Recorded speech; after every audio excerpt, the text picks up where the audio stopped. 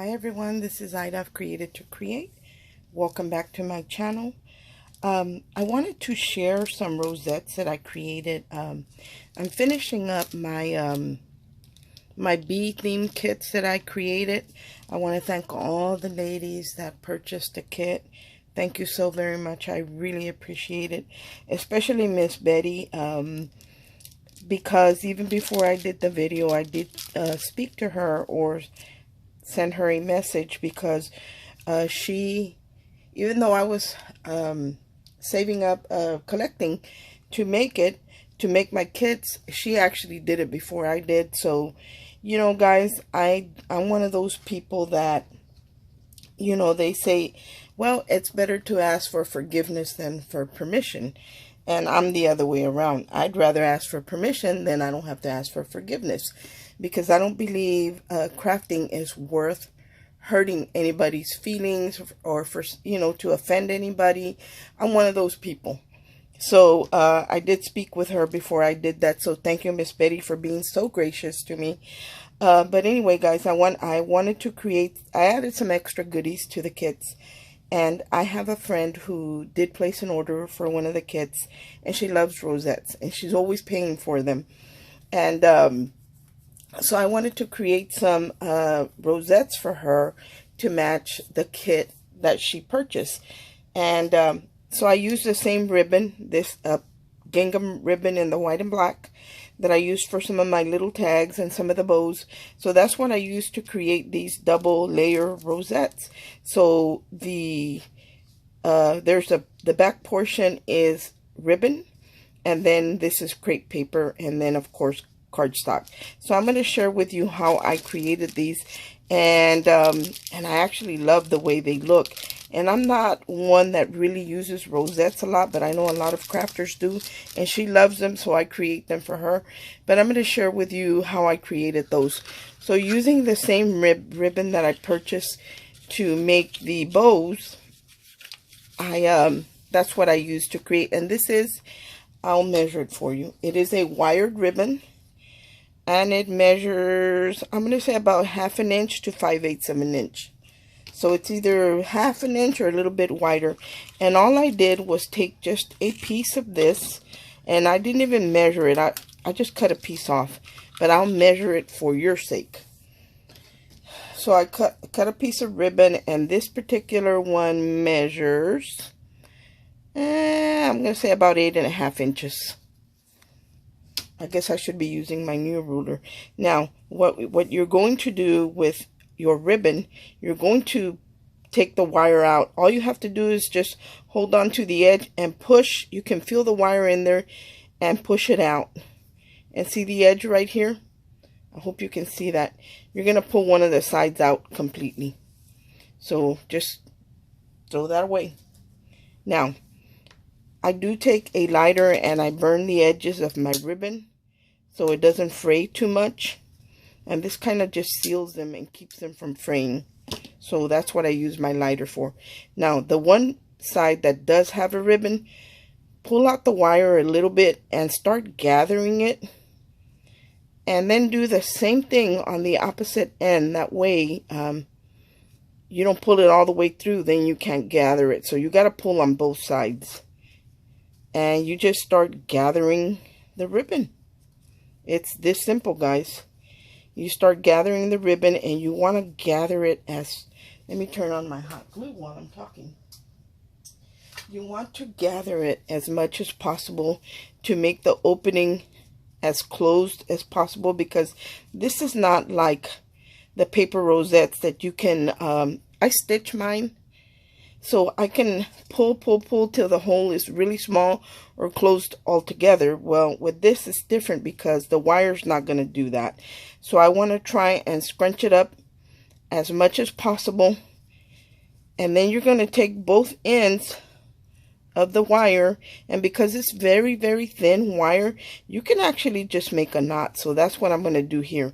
I'm going to make a knot just by looping both wires around my finger, and then just the way you would make a basic knot. And the reason I'm holding it down here, holding it down there, is because I want the knot to be as close to the edge of the ribbon as possible.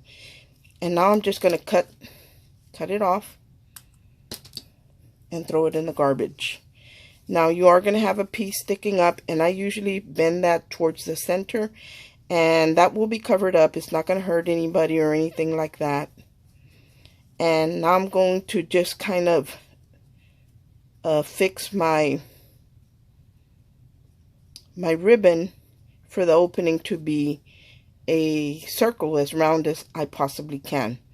Now this to me would seem like the front, and this is the back. So decide what the front or the back is for you. And then you're going to need a paper rosette. And I already created mine. And you're going to add glue to your ribbon. I'm sorry. You're going to put it on the front, whatever the front is. And you're going to add glue to your ribbon. And you're going to glue your rosette in the center of that. So my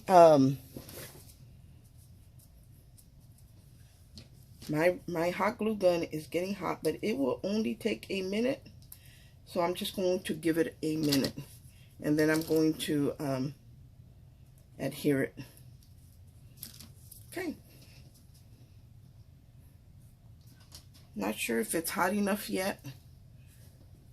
I'm going to give it another minute. But as you can see right here, I used the same ribbon for the little tag, or for some of the tags that are going in my bee kits.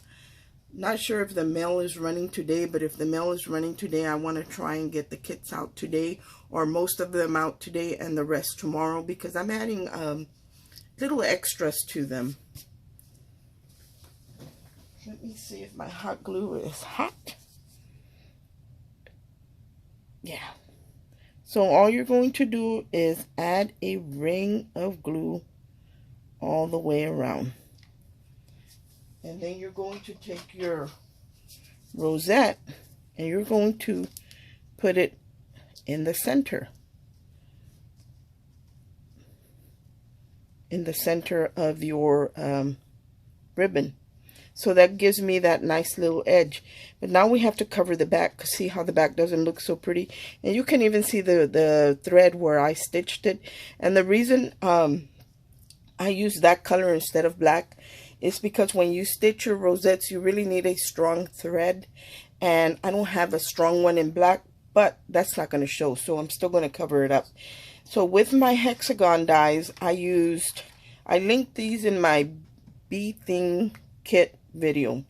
I used the smallest die and then the next one up for the rosettes. So the bigger one is going to go in the back in a hexagon shape because the kit is a bee theme. So I'm just going to add glue to this and glue it down. I love the stitching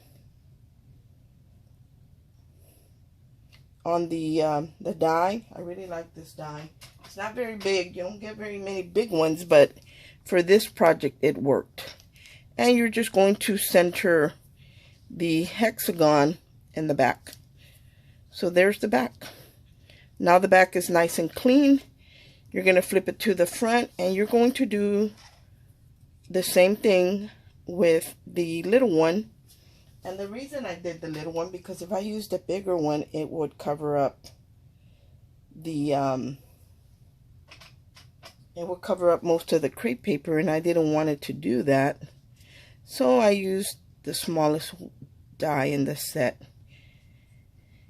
And there it is, guys. Look at how simple that was. So any 1/2 inch to 5/8 inch wired ribbon, you can do that. You can do this with that. I do have a thicker ribbon that I used.